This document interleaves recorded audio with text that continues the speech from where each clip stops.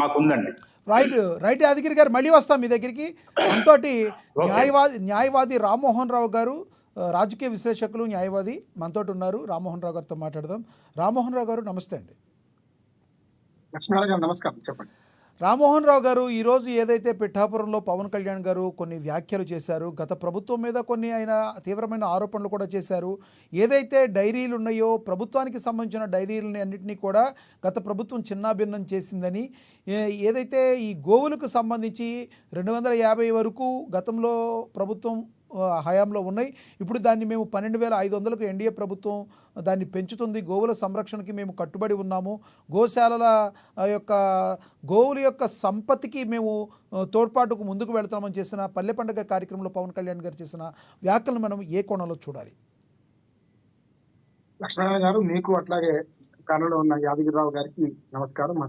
మన మహాటి ప్రేక్షకులు మనం గమనించాల్సింది ఏంటంటే యాదగిరిరావు గారితో పూర్తిగా ఎక్కువ వేసుకునే నేను 2 విషయాలు మాట్లాడుతున్నాను. ఇది సామాజిక బాధ్యతగా చూడాల్సింది. అంటే ఇది సెంటిమెంట్ గా కాకుండా మనం వ్యవసాయం అనగా చూడండి లక్ష్మీనారాయణ గారు, పాడి పంటలు అంటాం కదా, పాడి పంటలు మొదలు వచ్చి పాడే, తర్వాత పంట అంటున్నాం. పాడి పంటలను కాపాడుకోవాలంటే మొదలు పాడిని కాపాడుకోవాలి. పాడిని కాపాడుకుంటే దాని వేళ ద్వారా ఎరువు, దాని మూత్రం ద్వారా, ఇప్పుడు ఆవు మూత్రం ఎంత సిద్ధమైన చూస్తున్నాం కదా, ఆరోగ్యంగా ఉంటుంది. కనుక అంటే ఇవాళ సామాజిక బాధ్యత ప్రభుత్వాలు బట్టి రాజా ఆశ్రయం ఉన్న ఏదైనా ఏ కళ కానీ ఏదైనా పరిశ్రమ కానీ వెలుగొంటుంది అనడానికి మంచి ఉదాహరణ ఇవాళ పవన్ కళ్యాణ్ గారు మాటతోనే కొన్ని సవరణలు చూస్తున్నాం. అది మనకు యాదగిరిరావు గారు బాగా చెప్పారు. కనుక మనకు ఉత్తరప్రదేశ్ లో చేసిన చేయరా తర్వాత సంగతి కానీ ఆయన అనే వ్యాఖ్యలు ఉంచుకోవాలి. పరిశ్రమను పూర్తిగా నాశించాలనేది వాస్తవము. మనకు అడ్వకేట్ చెప్తున్నాము. ఒకటేమో గోవాద నిషేధ చట్టం వచ్చేదాకా ఆదేశాల సూత్రాలు రాసుకున్నాం. మన రాజ్యాంగంలో మొదట్లో గోవాద నిషేధము, మద్యపాన నిషేధము, స్థానిక ప్రభుత్వాలు వీటి కూడా ప్రాథమిక హక్కులు చేసుకోవాలి. మనం నిర్ణయం చేసుకున్నాము, ప్రాథమిక హక్కులు కాకుండా ఆదేశిక సూత్రాలు చేసుకున్నాం. కానీ వాళ్ళ ప్రభుత్వం, మోడీ ప్రభుత్వం వచ్చిన గోవాద నిషేధం సమర్థించింది, ఆ చట్టాన్ని అమలు చేసే కూడుకున్నట్టు మంచిది అనుకున్నాను. కానీ ఇప్పటికి చూస్తున్న యాదగిరిరావు గారు కూడా పాల్పంచుకుంటున్నారు. ఇప్పుడు ఏం జరుగుతుంది అంటే, మీకు గోవులు కబేడాలకు పోవడం అనేది, ఇప్పుడు ఒట్టిపోయిన గోవులను కూడా తీసుకుపోవద్దు అనే చట్టం ఉంటే, ఒట్టిపోయిన గోవులు కాదు, చిన్న చిన్న లేగదూడలను, మన మంచి ఆరోగ్యకరమైన ఆవులను కూడా వీళ్ళు అమ్మేస్తున్నారు, కబేడలా పోతున్నారు. ఇందులో మాత్రం ఏ ప్రభుత్వం, తెలంగాణ కావచ్చు, ఆంధ్రప్రదేశ్ కావచ్చు, భారత ఎన్ని చట్టాలున్నా దాన్ని అమలు చేసే క్రమంలో ఇంకా కూడా గోవాద నిషేధం జరుగుతలేదు, గోవాద జరుగుతూనే ఉంది. దీనికి కొన్ని సంఘాలు కానీ కొందరు, తెలంగాణలో ఉదాహరణ చెప్పాలంటే, వారు అడ్డుకుంటే ఆయన మీద కేసు పెట్టింది. ఒక లారీలో పోతున్న గోవుల్ని రక్షించడానికి అడ్డుకుంటే ఆయన మీద కేసులు పెట్టే సందర్భం చూస్తున్నాం మనం.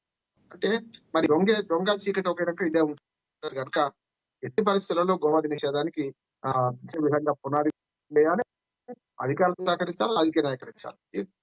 చూసుకుంటే మనకి ఏంటంటే కరెక్ట్. మొత్తం ఉండేది మనకి హైదరాబాద్ మొత్తం ఆంధ్రప్రదేశ్ లో.